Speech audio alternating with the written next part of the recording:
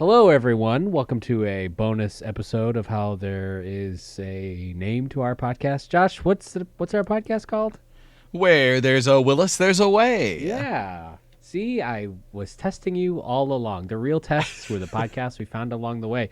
This episode, nothing to do with Bruce Willis, really. We just, what we're going to do in this episode is we have a couple random topics we're going to cover. We're going to talk about some new information that's come out about the new Superman movie. And then we're going to do an in-depth discussion on the new Denis Villeneuve movie, Dune. We're really hitting this one just as the public is like getting out there to watch Dune. This is like synergy and timeliness is what we're known for here. Yeah. So, yeah, absolutely. For those of you that aren't aware, we're recording this on March, whatever day Dune 2 released. Yeah. Yeah. March Duneth. March Dune. Yeah. If it took you that long if it took you till, I don't know, mid-May to listen, that's on you, listener. Yeah. Yeah. But actually, that brings up a good topic, Josh, king of segues. That's what we call him here. Yep. So you may be thinking, what, 2 bonus episodes in a row? Yeah, that's called back-to-back bonus Bonanza Bundays. It's like bonus Bundays is what we call them. Yeah. And so what our plan is to do after we release this episode, we will be covering the Die Hard 4, and that which is called Live Free or Die Hard? Die Hard with a Vengeance? Die Hard with a Vengeance, right? No, Die Hard with a Vengeance is the third one. After Die Hard 2, Wait, they just fucking throw naming conventions to the wind. Live Free and Die Hard? Live Free or Die Hard? Yeah, Live Free or Die Hard. Okay. Is it or Die Hard, or is it? It's or. Okay. So wait, is Die Hard... Yeah, you're right. Die Hard with a Vengeance is 3, and A Good Day to Die Hard is the 5th and final. You know, something that occurred to me. What do you think the title is in German? Do you think they call it A Good Free to the Hard? They must. I mean, they must. They don't translate it. They just assume that we just have one German word in the title. I think that's probably the way that I would do it if I was German. Okay, that's good. Yeah. Sometimes, I can't remember if we've talked about this in the past, but sometimes looking up the movie title translations are very funny. Oh, yeah? I don't have a great one off the top of my head, but it is usually not like a one-to-one translation. Like they'll translate it to mean something in the other language. Yeah. And it is quite funny to me. Speaking of translations, this thing just popped up in the old internet banks about the Chinese translation of Phantom Menace. Oh, yeah? Have you heard about this? No, I haven't, but it's quite the timely reference at time of recording. Yeah, I know. And the joke is that the captions are all like related to doing a good job for, instead of like the trade empire and all that stuff, it all has to do about like standing up for your country, or it's all like, because it's like communist propaganda essentially instead of trade relations. Wow. Yeah. Quite funny. But that's not at all what we had planned on talking about today. So I wanted to bring up a couple things, and then you had a couple of things to talk about. But I was going to quickly first mention that I did jury duty recently. Yeah. And I remember you had mentioned you did jury duty not that long ago. Maybe like a month or two ago? 2022, I think is when I did it. Oh, a month or two ago, exactly? Yeah. Yeah. It was Multnomah County? Yeah, it was through Multnomah County. The courthouse, brand spanking new, less new than it was when you did it, but it is a nice courthouse. Yeah. Oh, yeah. And you actually served. You actually served on a jury? I did, yeah. So I was technically an alternate, so I had to be there every single day except for the deliberations day. And then I got an email like weeks later, and it was like, yeah, this person was found guilty on 21 of the 22 charges. And I went, great, that's literally exactly what I would have done. One of them didn't pass the muster for beyond a reasonable doubt, but everything else I was going, yep, absolutely. So yeah, it was a good experience and a lot to learn about our legal system and everything like that. But yeah, it was also grueling because the case was just so rough. But yeah, what about you? I did not serve on a jury, but I went through the voir dire process twice. And, Oh yeah, I found that alone to be extremely exhausting. yeah, So, yeah, if you're not familiar, what they do is they will. So we had our pool of jurors for like the 2 days I was there was between like 250 and 300 people, and they would just call people in groups of 40, and you'd go to the courtroom, and they would need between 7 to 12, 7 to like 13 or so, I guess, jurors. And I don't know why they sometimes needed a bigger jury. I guess it depends on the charges, but you would sit in this room, and so it's like you and 50 strangers, and the judge basically has like a pre-planned list of questions, and each judge did it a little differently, which really made me realize like how much the judge, controls his courtroom. Like it's mostly the same stuff, but it's just slightly. It's not like they're using some county pre-planned booklet or anything. It's like they sat down and were like, well, we got to get this information. We'll do it in these 12 questions. yeah, But you have to like go around and say like where you live, who lives with you, what your job is, what kind of education you have. And then the attorneys will ask people first kind of generally and then start to hone in on you one by one. But they'll ask you questions like, do you believe people are innocent until proven guilty? And when they ask you that directly, you're like, yes. And then like, why do you believe that? And you're like, it's. you have to explain in front of 39 other people, plus the, like the judge and legal people. The foundation of our society, blah blah blah blah. I don't know. You're just babbling, and then so I did this, and I did this for several questions, and I don't remember what they all were, but yeah, he then would turn to everyone else and go, "Does anyone here agree with him?" And I was like, "Oh God, I hope they raise their hand." And most of them did, because it was like a pretty just generic answer of like, states that not having too much power or something. I don't know, but I was just like, woof, this is a lot. And you do that for 2 hours. yeah, And then you could go, and then I do it again on the second day. And oh God, then they're just like, okay, goodbye, we don't need you. And were you pretty high on the numbers both time, like 38, 35 sort of thing? The first time I was number 39. Yeah. The second time I was number 7, and they were calling 7 people. So you must have been struck for some reason or another.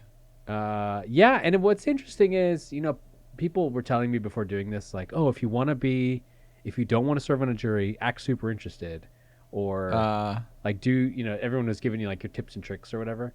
And there was one guy in that group of the second group who went on and on and on about how he was like a true crime fan. And he was like, I don't know, he was a younger guy. I don't know how old. Like he lived with his parents, but obviously he had to be at least 18. So I don't know how old he was. But he... he was like, I love true crime shows, true crime podcasts. Like that was all of his interests, and the attorneys kind of like honed in on that. But then he didn't have an excellent grasp on, like I wouldn't call myself like a true crime fan or a fan of or legal drama, but I at least understand. I understood like court proceedings, and he did not. They were like asking him questions, and he was like, I don't know. But then he got picked, and he was like way down in the numbers, and they picked him. Wow. So I was like, I guess they liked his love of true crime. And this guy, the person who the court case we were doing for this one was someone was charged with criminal mischief. Unclear as to what that means. That's all we could know. Yeah. Because they read off the charges for you during the voir dire. Is it voir dire? Is that how you pronounce it? Voir dire. Thank you. Super. Yeah, and then that same one, the judge also recused several people because they were like, I don't think, like, they'd ask you, if they don't have enough evidence to prove the case, but you just have a gut feeling, what would you do? And this woman was like, I don't know, half guilty. And the judge is like, no, you got to go. What a super shitty answer. Yeah. Um, I mean, yeah. she was honest. She's like, if Yeah. I have a gut feeling, I don't think I could say innocent. And I was like, well, Yeah. thanks for being honest, I guess. Yeah. Bye bye. Yeah, it's just funny. Yeah. The judge just stepped in and he's like, okay, bye bye. Yeah.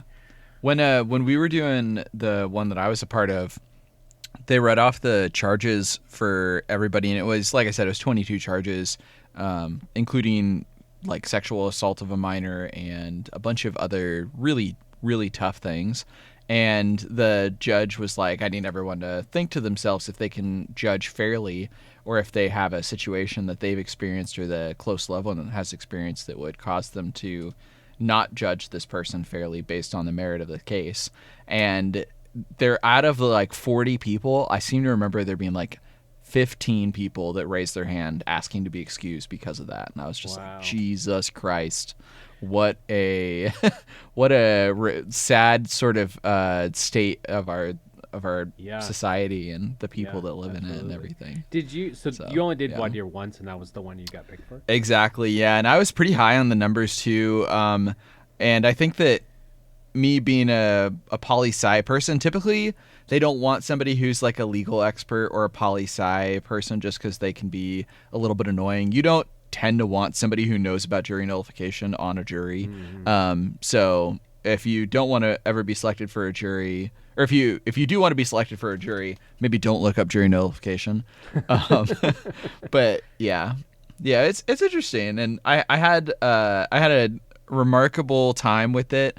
It wasn't super pleasant or anything like that, and my work was like, well, yeah, we'll excuse you for work, but we're not going to pay you anything. So I got paid like pennies on the dollar. The $15 a day or whatever. Yeah, just jacked. Yeah, so that was kind of terrible, but it was a good experience and everything.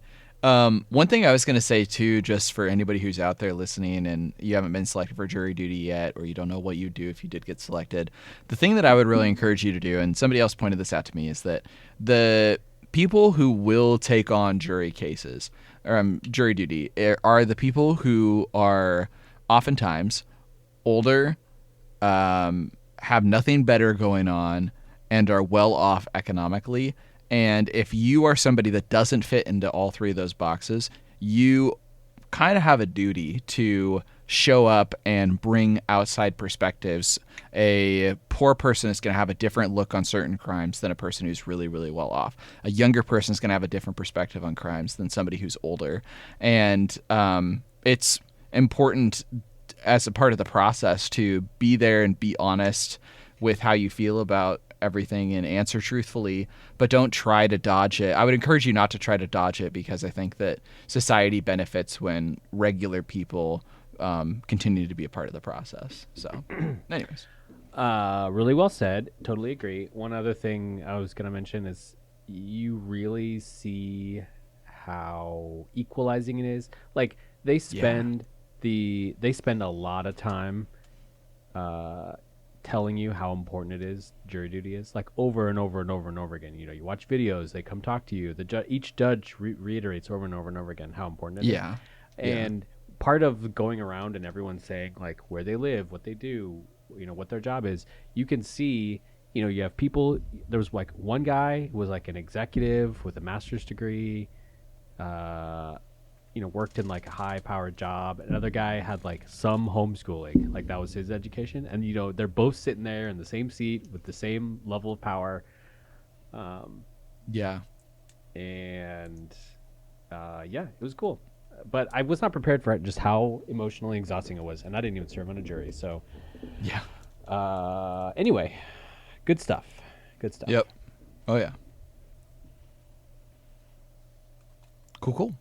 I also had some minor updates happen in my life, and I was going to share some of those with you too. I said top of the episode we were trying to get the next episode scheduled, and I was like, well, I can't do this date because I'm moving that date, and it is like 3 weeks away. And Kendrick goes, wow, that seems really sudden. And I was like, oh, right. So the backstory to that is I had I work for a self-storage company, and the self-storage company has two different types of property managers, one that lives on site and then one that lives off site. It just depends on what the store is. A lot of the newer builds do not have an apartment on site. A lot of the older builds do. And one was going to be coming available, and in fact did become available slightly sooner than it would have been otherwise. My coworker was older and actually ended up passing away before like the month that they were set to retire. Yeah, it's brutal. And like that person's kids like want nothing to do with collecting any of the like personal items. So literally today, the apartment was junk hauled away, like everything that was inside of it, all of this person's life and memories and stuff like that. Like there's a few boxes of mementos, but everything else has been tossed. And what a shitty sort of experience that would be as a human. And it really put in perspective like how much I don't want to be working until the day I die and how I actually want to enjoy retirement. Made me think a lot more about my savings and all that sort of jazz.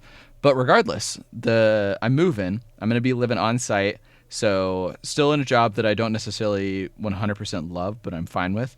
But the rent that I'm going to have to pay is only $150 a month, and it's a 2-bedroom. So it's really, really good rates. So we're going to try saving up this next year, putting basically all of Hannah's money into savings if we can, and then just living off of my money. And then ideally that next year we'll be able to buy a house. But yeah, that's what's going on. Nice. Congrats. Yeah. That sounds fun. Well, thank you. Yeah. That's exciting. Yeah. Awesome. Glad to hear it. Okay. I wanted to quickly talk about the Superman still that was released. Have you seen that? Yep.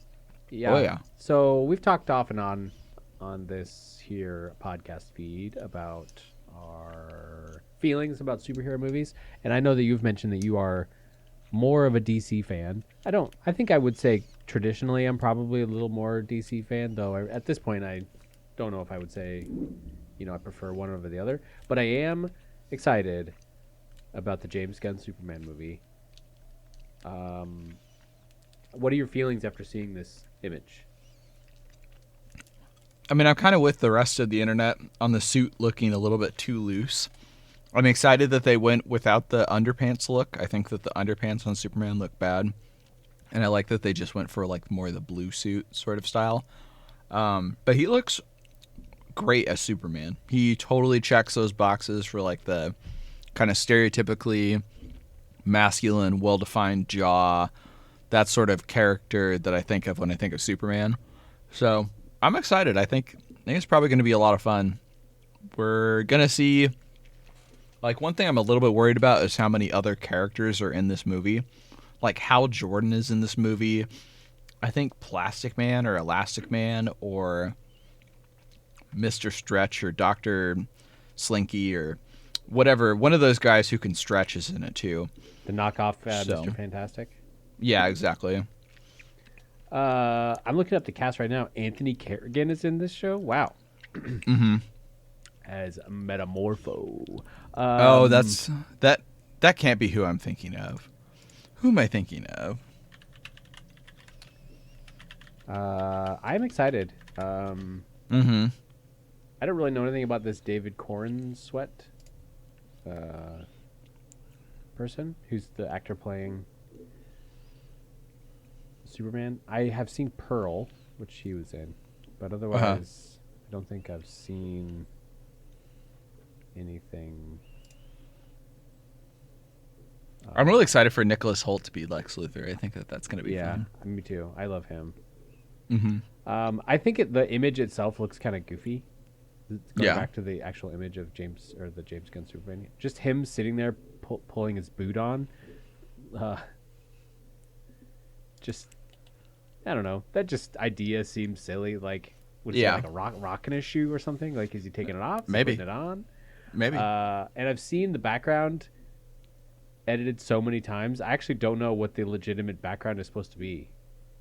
Yeah, I saw one that was like a big ol' like star looking thing, almost like the thing that was in The Suicide Squad, and I was going, is this the same thing? And then I thought it Oh looked like AI, yeah. and then I got confused, and then I exited out of the page. I got scared and confused. I forgot about. Yeah, it's like a giant eyeball or something, right? At the Yeah, end of the Suicide Squad. yeah, yeah. I'm super excited. I just recently, within the last month, watched the third Guardians of the Galaxy. Oh yeah, James Gunn's like final yeah. Marvel movie. Well, and the And last rumored to be the last watchable Marvel movie as well. I didn't see the Marvels, and I didn't see wasn't there one more that came out last year? And man, Ant-Man came out before. Oh, I did don't watch remember. Ant-Man, which wasn't as bad as I thought it was going to be, but it Oh was really? pretty bad. Um, but yeah, so Guardians never mind. I never like loved that franchise. I thought it's fun at times, but I didn't have Yeah, a huge affinity for it that I know that some people did. But I still got a little emotional at the end. Like it's wrapping up the trilogy, and yeah, there's a lot of emotional beats at the end that I was affected by, and I was like, "Damn you, James Gunn." yeah. Oh yeah, yeah. He's Uh, great at telling like a story of a bunch of weirdos, um, and I think that the Suicide Squad kind of follows that same sort of pattern. And yeah, he's great at it. So I'm really curious to see how he's going to do Superman, because I wouldn't really describe Superman stories typically as a misfit bunch of weirdos, but right, we'll see. right. Yeah, Superman is such a hard story to tell because he's like a god figure with, Yeah. and so what modern Zack Snyder has tried to make him like a bad guy or a moody asshole, and that's you know not what I feel like Superman ethos is. But Yeah. at the same time, if you don't want to go camp, which I feel like my favorite Superman is when it gets campy, like when the movie is spending a lot of time him going back and forth as Clark Kent and Superman, and like Lois is like, what's Uh-huh. going on here? Like that's the kind of stuff I enjoy because Yeah. It's absurd. it's absurd and like great. otherwise there's no stakes, and like either it's just some ridiculous big blue beam in sky that Superman has to of course save the day, or you have a bunch of silliness. But Yeah. anyway, I'm excited. Yeah. Um,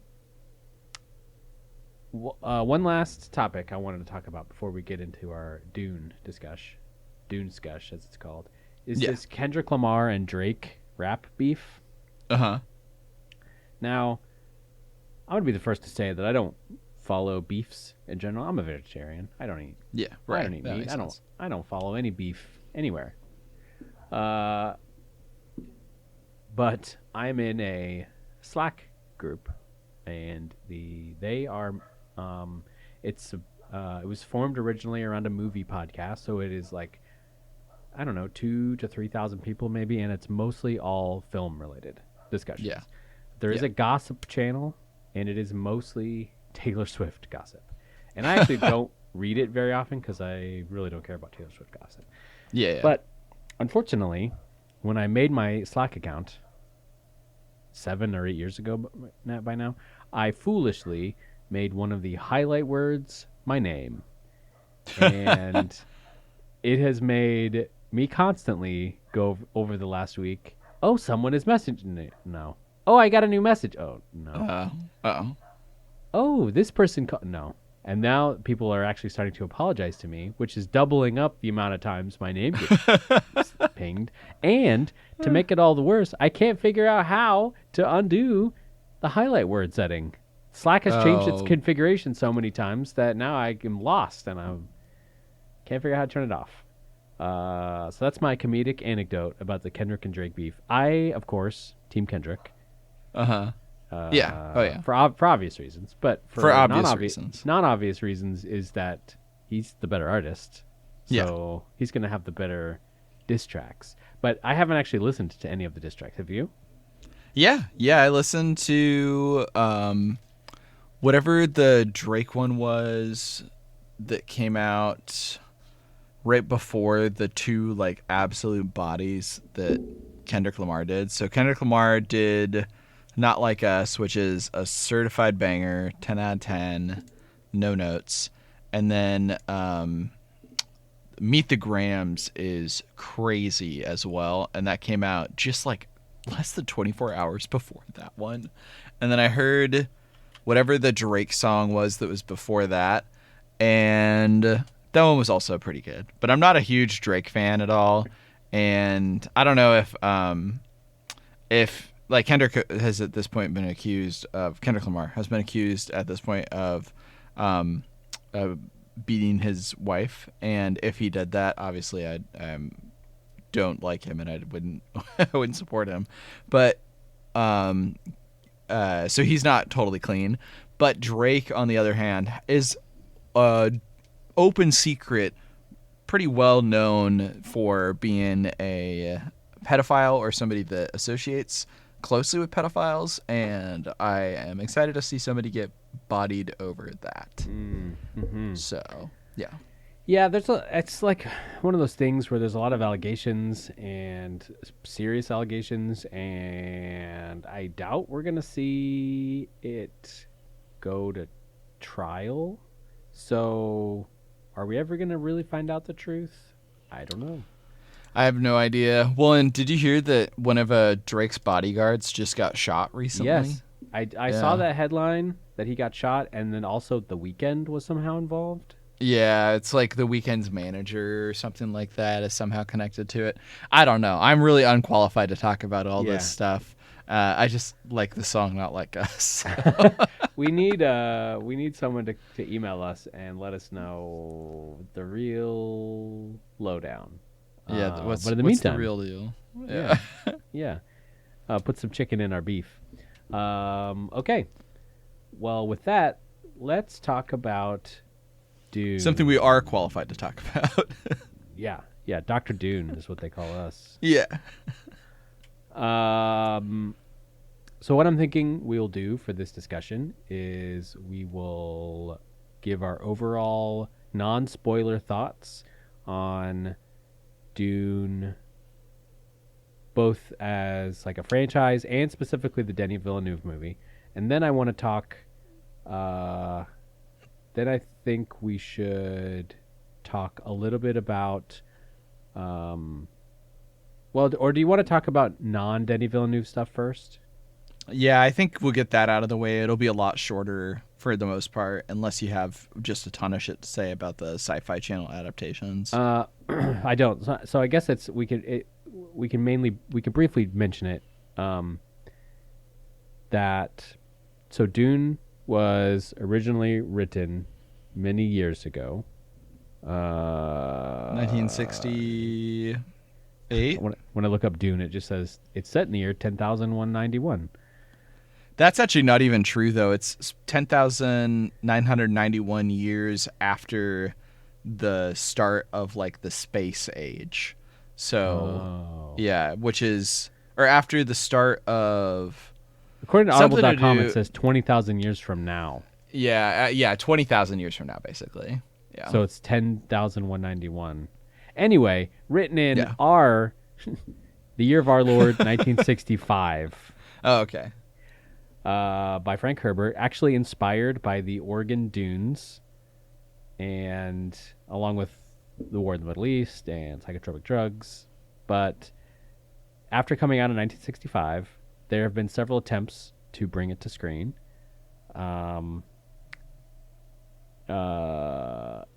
There was a man, Jodorowsky, who tried to make a movie in the 70s, and he actually made a bunch of concept art and he was a Mexican filmmaker, and there's a documentary called Jodorowsky's Dune that I would recommend to anybody who loves this work, but it predates Star Wars, and because a lot of people,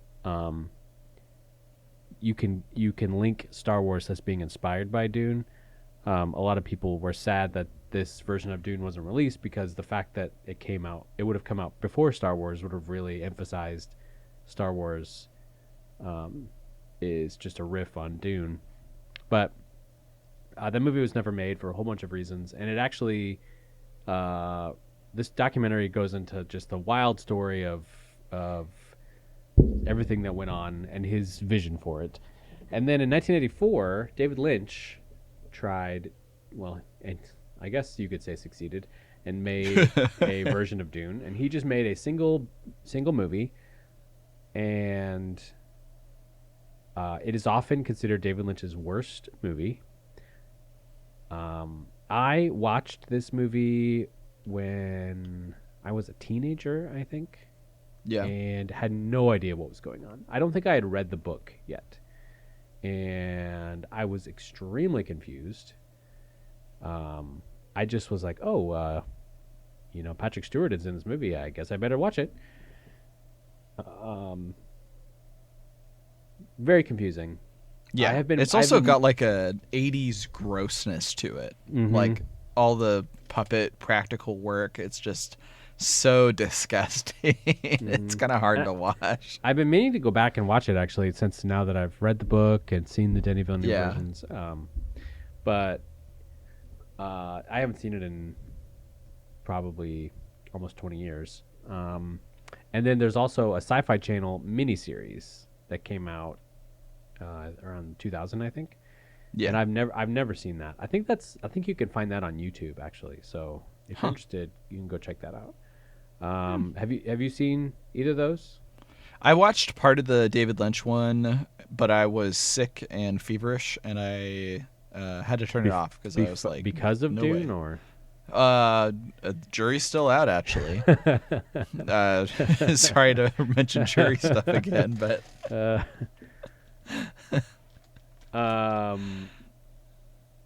yeah. I would recommend maybe we should someday have a get together and watch the David Lynch Dune. that'd be fun. Yeah. So let's talk the Denis Villeneuve version. Non-spoiler, overall feelings. On both. Are you doing non-spoiler for both of them, or just the second one? Let's do non-spoiler for both of them. Okay. And then we'll just go straight to Dune 2 spoilers. Okay, sounds good. If you have not seen either Dune, I would recommend listen to our non-spoiler overview, then just turn it off. Go Dune both. Yeah. Get both Dune. Yeah. And then come back. Yeah. I give both of them a Bruce Willis. So if that means anything to anybody, go watch them. I think I would agree. But both of them I found to be as equally good. Both of them definitely worth watching. Yeah. You want to give a quick summary of your feelings? Sure, yeah. So I think that they're magnificent in the production value, the cast, the script handles of both movies. It handles the lore pretty well. There's some stuff that we'll talk about lore-wise that they maybe had to cut or had to simplify a little bit. But I think that they're just remarkable movies. It doesn't have the same sort of wow, fun adventure feel that I associate with like Star Wars or something along those lines. But it is fantastic, and the everything in it conceptually is just really well executed. There's these flying ships that look like they could exist in reality. I don't know how they did everything with the budget that they had for the CGI. I do know they did a lot of previs, but the previs that they did on it and all the concept art and the storyboarding and Denis' kind of perspective on film, where he likes to try to make movies with as minimal dialogue as possible. So he tries to think of how can I say this with the use of the camera, with how I'm positioning the actors, with lighting and sound and everything. And I think that on those every single technical level, I think that the Dune movies are just magnificent. So, yeah. Yeah, I completely agree. I thought all the acting was well done. We'll get into, in the spoilers, we'll get into some of my favorite characters. But the acting I've all found really compelling, and the scope of Dune, both of them really, I feel like it is extremely captured really well. And everything in Dune is like a mega structure. and it's set against a desert planet. So you have just vast expanses of desert, and then you'll see these mega structures, and they'll either be ships or they'll be, sand worms, or they'll be A dust giant collectors, wall. or Yeah. walls or stuff like that. And I thought it all felt so massive. Yeah. And I think something that's lost, even in the later, I remember original Star Wars captured a lot of that, and also the prequels captured some of that for me. But I feel like later Star Wars has kind of lost some of the huge scope that Yeah. Star Wars can really care, like unfathomable size of ships or buildings. That scale, that like unrealistic scale, seems to have kind of be gone from a lot of the newer Star Wars TV shows, unfortunately. Yeah. But that was really felt for me in the Dune movies. Do you think that for Star Wars, a lot of it has to do with them switching from models to CG, or do you think that it's something else? Probably, and they probably, maybe consciously or unconsciously just made the decision to try to be less huge size and scope. Quick aside, have you followed the Star Wars news about the new show, The Acolyte? I saw a little bit on the Star Wars Circle Jerk subreddit, but I haven't looked anything further into it.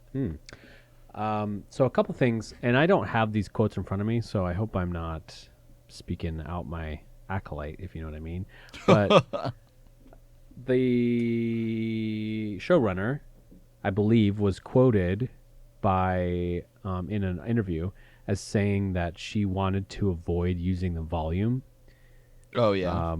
Which, if you're not familiar, the volume is this technology that all like Disney and Marvel and Star Wars and a lot of other stuff use, that sort of creates like completely CGI spaces.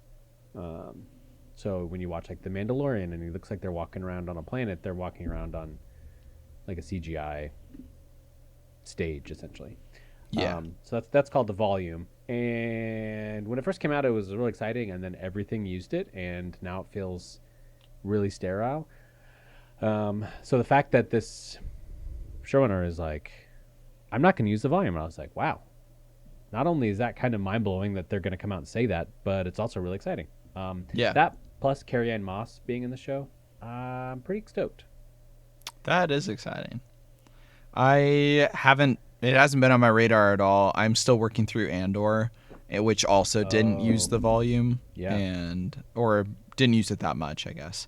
And yeah, it's great, and I really miss the the tactile feeling of Star Wars. I think that's one thing that Star Wars and Dune both have, is that everything feels very tactile and used. Same thing with Alien. I don't get it that much from Star Trek, and I love Star Trek, but that's probably one thing that I would strike against it, is that a lot of the world can sometimes feel very set-ish and not super lived in, versus Star Wars and Dune, which definitely feel lived in.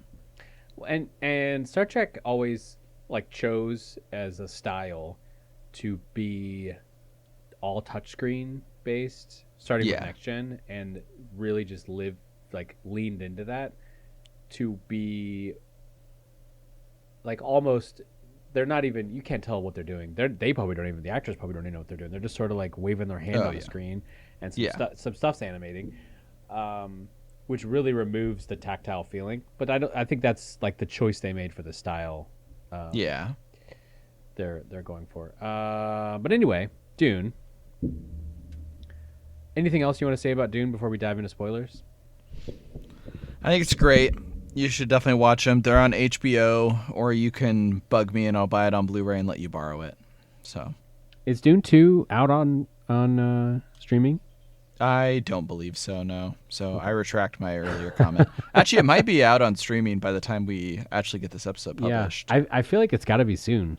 If it's not, I didn't check, but I was curious if it is. Yeah. But Dune the first is definitely and I Yeah. would recommend both. I rewatched the first Dune, the first Denis Villeneuve Dune, right before seeing the second one, and Yeah. really enjoyed that experience. Oh yeah, Uh, same. okay, so we're gonna start talking about spoilers for both Denis Villeneuve Dune movies. And you have read the book. I read the first book. Yeah. Okay, that's all I've read. There's a few book things that I want to save till the end for people who are listening who maybe haven't read the book. There's a Yeah. handful of differences. We can save those for the end. But yeah. What are your feelings? Oh, it's crazy. It's crazy. I'm really excited to see, especially where it goes after the end of the movie, because I think that we, as the audience, are kind of pulled away from Paul the more that the second movie, especially, goes along. And so, yeah, I'm really excited to see where it goes from there.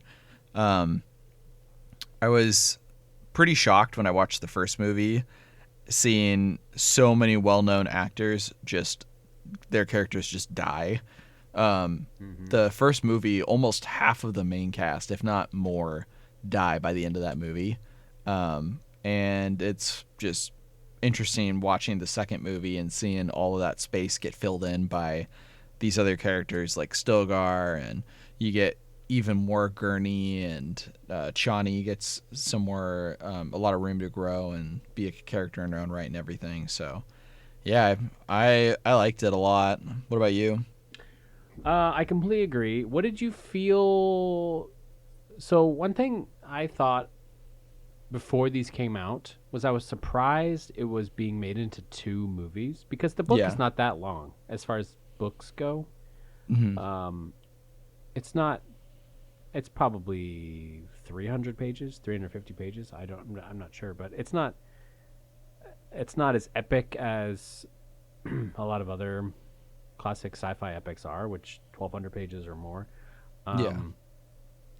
And before watching it, I was kind of like, I don't know why they feel like they need to break it up into two movies. Oh yeah.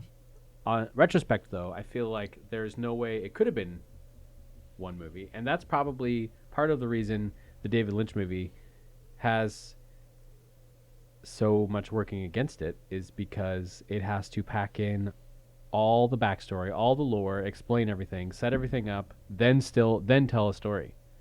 Yeah. Yeah. Um, And I think he had studio limitations on how long the movie was supposed to be because they wanted to get more butts and seats, and have like a quicker turnaround time on the theaters so that they could sell more tickets. So, yeah, I think originally he wanted to make a movie that was a lot longer, like 3 hours or 3.5 hours or something like that. And you could probably tell Dune in 3.5 hours, but I did enjoy two kind of 2.5-ish hour long movies and just tell it out a little bit slower. And I think that worked really well for it. a couple complaints I had, mainly due probably to studio limitations on this, were when the first one came out, we didn't know for sure that there was going to be a second one. Yeah. And also, there was 2 years between them. And so watching that first one, Zendaya's character is seen maybe a total of like 15 seconds in a dream. Yeah. And if they had And then at the been- very, very end. Yes, yeah, right. He sees her in a dream, maybe 15 seconds, and then he sees her for maybe 2 minutes at the end. Yeah. She says maybe like, I don't know, 5 lines. Yeah. And I kind of wish that you hadn't really seen her at all until he meets her at the end. But I Oh, feel yeah. like they couldn't have not shown Zendaya the whole time because Yeah. she's a well-known movie star. Similarly, in the end of Dune 2, when Timothée Chalamet's character, like, is it when he takes the venom, or when does he see his sister grown up standing on the beach? Yeah, it's when he has the worm juice. Yeah, and that's played by, is it Anya Anya. Taylor-Joy? Yeah, Anya Taylor, something or other. yeah. Again, unnecessary for her to be there, but she's a big name, and so they're like, well, we're gonna get her in for 20 seconds before the Yeah. third movie comes out. I'm presuming she's in the third movie, but Yeah. um, I think if it had been like a mini series or something where they knew from the beginning that this is how it's going to be, we don't need to worry about the fact there's not going to be a second movie. We could have just saved like the Chani showing up till later and not have it feel like such a letdown. Yeah. Because watching that first one and you're like, oh, we're going to see Chani, and then she just shows up for 5 lines, and you're like, what? Yeah. I think that's maybe the one issue that the first movie has, is that it does feel pretty incomplete, especially by comparison to the second one. But I like some stuff in the first movie a little bit more than the second one. Like, I think that the pacing is a little bit better, and I think it does a little bit better with the lore stuff too. Because the second one feels like the lore can bog it down a little bit, and I didn't really feel that way at all with the first one. Yeah, I think a lot of sci-fi stuff will do this, where if you're on board to see the sequel to a Dune movie, you're on board to handle a lot more lore. So Yeah. they're willing to throw a lot more at you. Yes, but going back to the actual story, I found the history of Dune to be super fascinating, and how it, was written, like I said, on the sand dunes on the Oregon coast, and Frank Herbert would, I think, come visit his grandma or another relative here and spend his time on the sand dunes and be inspired to write Dune, and then also look at the news and the Cold War and what was going on in the Middle East and fighting over oil and Like the very start of the space race. Yeah, and how religion was impacting everything. Yeah. and so when he wrote Dune, it is very obviously influenced by Islam. And they'll say that a lot of the words they say are Islamic. They say jihad a lot in the book, but they cut that from the movie for political reasons. They didn't want people shouting jihad in a movie. And the Ben Gesserit are sort of like Catholic analogs. So you have multiple facets of world religion here, which Frank Herbert hated, religion and how it kind of caused war. And I think all that works really well as like sort of a timeless piece of storytelling. And I thought it was realized really well here. I think the story, a lot of times I'll sort of go into a book, written 60 years ago and kind of think like, oh, well, humanity's changed. These sorts of things aren't happening in the same way. But this story definitely feels timeless. I also, this movie, this story, and another story written around the same time called Canticle for Leibowitz. Both of those were post-World War II sci-fi stories set in the far future. And both of them, and actually I feel like there's another one I'm missing, talk about the sort of the undoing that the computer will do. And in Dune, their response is to outlaw computers. Yeah. And that's why you have the Mentat, which I feel like is another kind of bummer, that there's a Mentat and he shows up for 5 minutes in the first movie and then is never heard from again. Yeah. But they're apparently like he filmed computers. scenes for the second one, but they had to get cut because the movie was too bloated. Yeah, that's a bummer. But yeah, they're like human computers, and I think that concept also really makes this movie timeless, because it's hard to predict what technology will be like. But if you can somehow in a story eliminate a technology, then you don't have to worry about how it's going to change in real life, because that I always makes it feel kind of hokey, where he's like, in 1,000 years they're going to have flying cars, and it's like, in 1,000 years we'll have evolved into plants or something. I don't know. Yeah, it's like kind of the slasher film, like modern slasher film problem where you're like, why don't they just use their cell phone? And then Right. they have to put in a line about why they can't use their cell Yeah. phone. Yeah. So, yeah, Yeah. Or set the totally movie in the agree. 80s or the 90s. Yeah. Um, so I think those things worked together really well to make the story itself super timeless. Oh, totally agreed. Yeah, 100%. Um, let's see what else. The characters are all great, and the names always crack me up. Oh, yeah.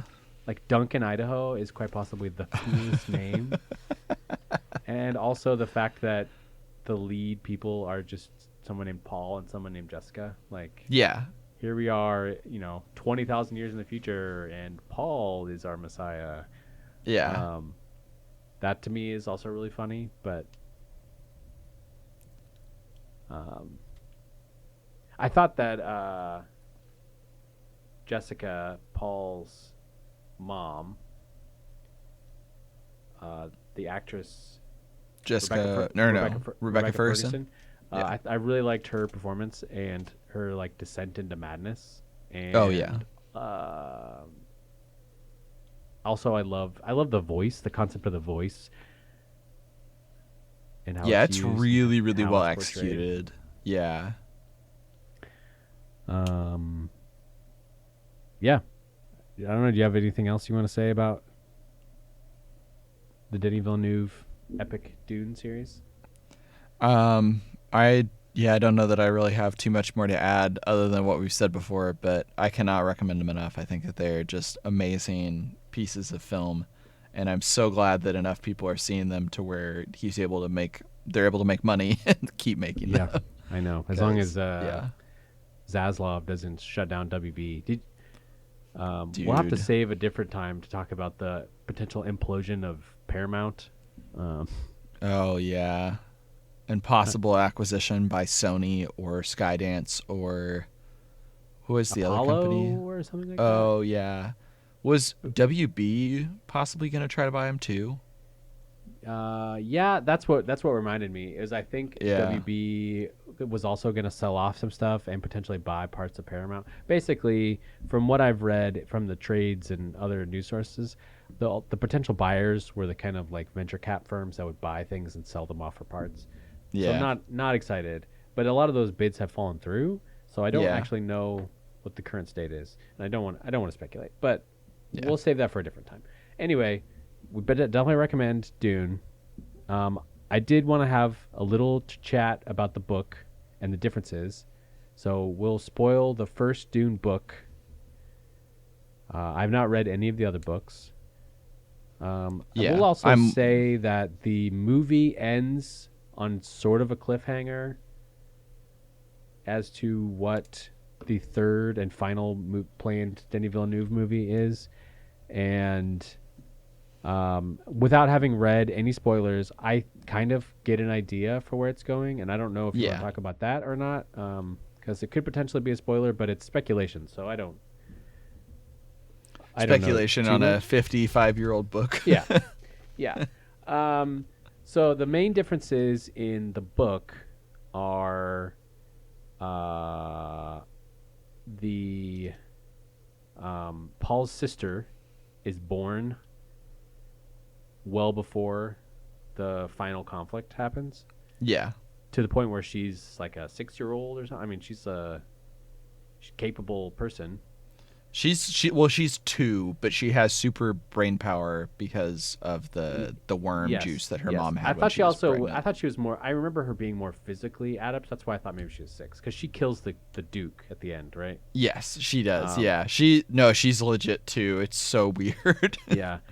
And that was. I don't. A complaint is maybe a bit strong, but I did feel a little frustrated that we're supposed to believe that all of Dune 1 and 2 take place in less than 9 months. Yeah. Because she gets pregnant either at the very beginning or before Dune 1 starts, and is Yeah. still pregnant at the end of the second Dune movie. And I found it really, it really like tried my suspension of disbelief to think that that was still going on. I think practically it sort of makes sense that they didn't want another child actor to just come in because they're going to replace her with Anya Taylor-Joy. Yeah. And child acting, there's all the rigmarole with that, but I know how they could have done it though without like making it bad, but you swap out babies every 5 minutes like they did in the rehearsal. yeah, exactly. No, what I think they should have done is they should have had like a little kid and then have it be how everyone else is seeing her, and then the moment that she talks, it cuts away to them looking at her, and then when it cuts back, it's Anya Taylor-Joy, and it's their perspective of her because she's so advanced, is that she now seems older and everything like that. So you would do most of it with Anya Taylor-Joy and then have the little kid in when a new person is coming into the room or whatever, and then it would suddenly switch. I think that would have been kind of an interesting way to do it and still get Anya Taylor-Joy in it and not have to hear like a young child deliver all these lines. But yeah, Maybe. yeah, I mean, they were also just kind of, you're not going to get a 4-year-old or a 6-year-old to come in here and do this and have it make sense within the world that is created visually. So, yeah. But oh, go ahead. One other thing I was going to say was so part of what I was talking about speculating where it's going to go, it's really hard to tell a story about somebody who can view the future.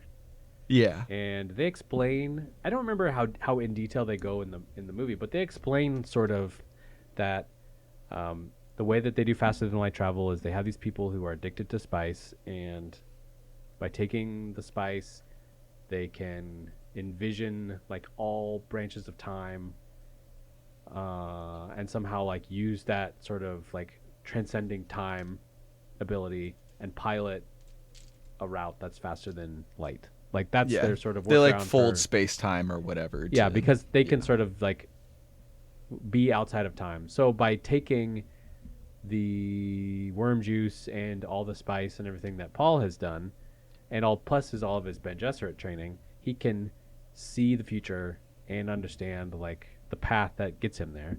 And that, from a storytelling perspective, is really hard because we, the viewer, are like, well, there's no conflict. Like, he's going to win that knife battle at the end because he watched like how it's going to play out. Yeah. And he knew exactly like where to step and what to say and where to go. And we didn't even talk about how great Austin Butler and Skarsgård are as the Harkonnens. Like that. Oh yeah. Those two are great, and their planet is so cool with the black and white fireworks. Yeah. So cool. So cool. It's so awesome. But I love the part at the end when they're coming to fight, and Timothy Chalamet is like, "May your knife chip and shatter," and Austin Butler is like, and also with you. Yeah. Yeah, Austin Butler is so good in that role. I think he was great. Definitely one of the highlights for me in that movie. But yeah, I get what you're saying though about the challenge of trying to write something and like I guess it has already been written, but trying to show an audience in a way that's going to be interesting and not going to make it feel like there's no stakes. I think that they probably, if he wanted to, he could have shown that there was that Paul's only seeing glimpses of possibilities of futures and not the literal future of what's going to happen. And the book kind of plays around with that a little bit more than the movie does. So yeah, I think that might have been like the one avenue, but I kind of also like in the movie where it just detaches us a little bit more from Paul by the end of the movie. And we don't really know what he's going to do, even if he knows exactly what he is going to do. So I think either way, it kind of ended up working. One thing that I did miss though from the book to the movie, or actually two things, but I'll do the short one first. I missed that in the book it specifies that Paul has Mentat training as well as Bene Gesserit training, and so he, in addition to being able to do all the like political intrigue stuff, the Bene Gesserits, he can also do all these quick calculations as well, and that is a big part of why he's able to trust in his own senses and stuff like that because of his mentat training. And I definitely felt like that was missed in the movie, just because they didn't have the time to spend on the mentats and everything else that they're talking about. Interesting. I think I had forgotten that. What I was gonna say about sort of telling a story about someone who can foresee the future is I don't personally remember, and it's only been a couple years, but I don't remember at the end of reading the book feeling like Paul was the villain. Like, I remember finishing that book and feeling fairly confident that, oh, Paul's still the hero. And I knew that, like, oh, maybe that will change in a future book. But I was like, this book ends with Paul sort of being like, I'm here. I'm going to try to save these people. I'm going to bring, water to their planet. I had to take these steps, and I got here. And in the movie, it definitely shifts earlier towards, like, Chani is the hero. And that's why at the end of the movie, she sort of is like, I have to go out on my own. And I think that, to me, makes the story more interesting, and I'm excited to sort of see like where the story can go, because I think that the real idea is that Messiah figures aren't saviors. Like, they're not going to save us. And yes, he can see the future, but he sees a future where he brings destruction, and he's afraid of that, but he still goes through with it. And so we can assume that he's like going to bring destruction and havoc and kill, tons of people are going to die, and he thinks he's doing the right thing. But he's not the hero of the story. And I think in the book, I remember feeling a lot more like he was the hero, and we should applaud what he's doing. And I did not feel that way at the end of the movie. I think that's a better choice for the movie. Agreed. Because it sets up the further story. And I think the book, I don't know when he wrote the book if he had the series planned out, or if he wrote the book and it was a success and he's like, okay, I'll continue the story. I don't know. Another thing that was different was in the book, there was a big emphasis on the fact that his parents didn't get married because his mother was a concubine, and the Duke, played by Oscar Isaac, was like, I have to hold out for like a political marriage. And then he I don't know if he ever did, but he mentions in the movie that he regrets not marrying his wife, or Paul's mom, and that was a big deal for him. And in a lot of the Jessica chapters, she sort of is like thinking on that and how hard that was, that she wasn't married and like seen as an official wife. And then Paul does the same thing with Chani and then the Empress's daughter. He like marries for politics and not for love. And that hit way harder in the book, because you had known what a big deal it was to his parents. And in the movie, if you'd think it would be weird because he's betraying Chani, but I feel like the weight of that decision was lost because they emphasized his parents as much. I don't know how you feel about that.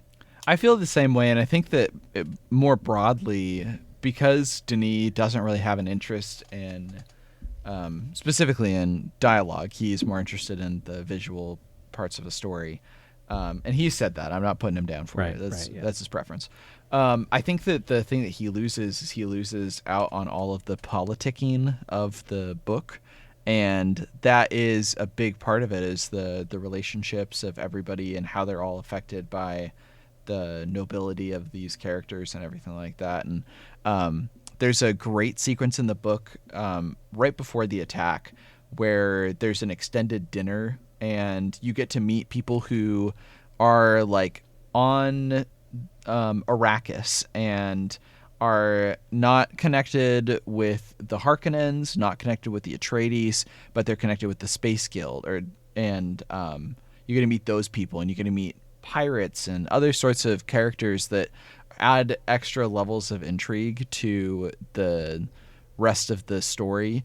And even when Gurney Halleck comes back in the later half of the book, it makes a little bit more sense because like a year and a half has passed. He's working with these people who come onto the planet of Arrakis, mine spice really quick, and then get away before the Harkonnens find them.